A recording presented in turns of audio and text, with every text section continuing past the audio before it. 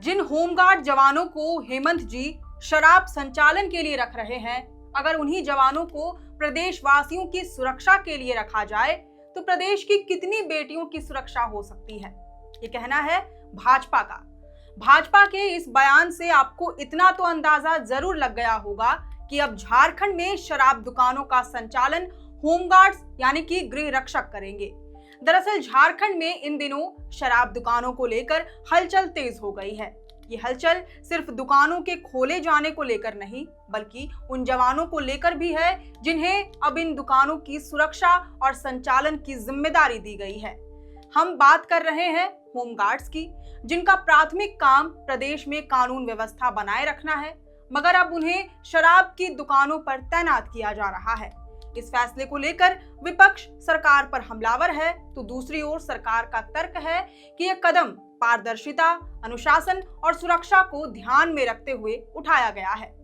झारखंड सरकार ने राज्य में शराब की खुदरा बिक्री को लेकर नई व्यवस्था लागू कर दी है, मगर जब तक ये व्यवस्था लागू नहीं होती और राज्य की नई शराब नीति पूरी तरह से प्रभावी नहीं होती, तब तक शराब दुकानों के संचालन की जिम्मेदारी होमगार्ड्स की होगी। इससे पहले संचालन का जिम्मा प्लेसमेंट एजेंसियों के ऊपर था, लेकिन बीते कुछ सालों में इन एजेंसियों पर अनियमितताओं, ओवर प्राइसिंग और कालाबाजारी जैसे आरोप लगे, जिसके बाद सरकार ने यह जिम्मेदारी सीधे अपने हाथ में लेने का फैसला किया। इन सब के बीच राज्य में हैंडओवर टेकओवर की चल रही प्रक्रिया का असर अब शराब दुकानों और राजस्व पर पड़ रहा है। शराब की दुकानें बंद पड़ी हैं, जिससे राजस्व का नुकसान हो रहा है, लोगों को भी परेशानी उठानी पड़ रही है। हालांकि उत्पाद विभाग इसका समाधान निकालने में जुटा हुआ है।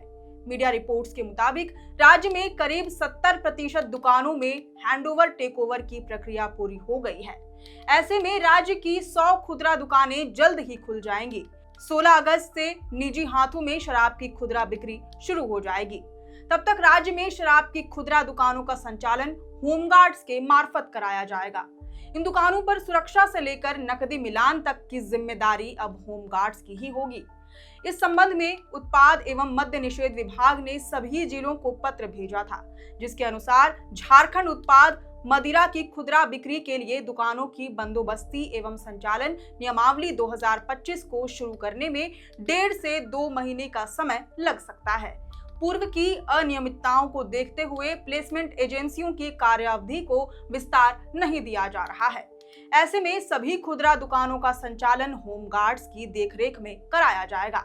इसके लिए विभाग ने कुछ प्रावधान भी किए हैं, जिसके मुताबिक ग्राहक संख्या के आधार पर देसी शराब की दुकान को संचालित करने के लिए 1 होमगार्ड, विदेशी शराब की दुकान संचालन के लिए 3 और कंपोजिट शराब की दुकान को संचालित करने के लिए 2 होमगार्ड्स की तैनाती की जा रही है। रांची जिला प्रशासन ने इस दिशा में तेजी दिखाते हुए आदेश जारी कर दिया है। रांची डीसी मंजुनाथ भजंत्री ने होमगार्ड के प्रमुख को पत्र भेजकर आवश्यक दिशा निर्देश जारी किए हैं। जिले की 166 शराब दुकानों पर कुल 367 होमगार्ड जवानों की तैनाती की जाएगी। विदेशी शराब की 76 दुकानों पर 3-3 जवानों की तैनाती होगी, यानी कुल 228 जवान। देशी शराब की 41 दुकानों पर 1-1 जवान, यानी कि 41 जवान और कंपोजिट शराब की 49 दुकानों पर 2-2 जवान, यानी कि 98 जवान तैनात किए जाएंगे। बहरहाल अब इस नई पहल से रांची में शराब दुकानों के संचालन में सुधार और अवैध गतिविधियों पर अंकुश लगने की उम्मीद जताई जा रही है। मगर सरकार के लिए एक बड़ी चुनौती है सुरक्षा और नियंत्रण के बीच संतुलन बनाना, जबकि विपक्ष के लिए यह एक बड़ा सवाल, क्या राज्य की प्राथमिकता शराब की बिक्री है या जनता की सुरक्षा?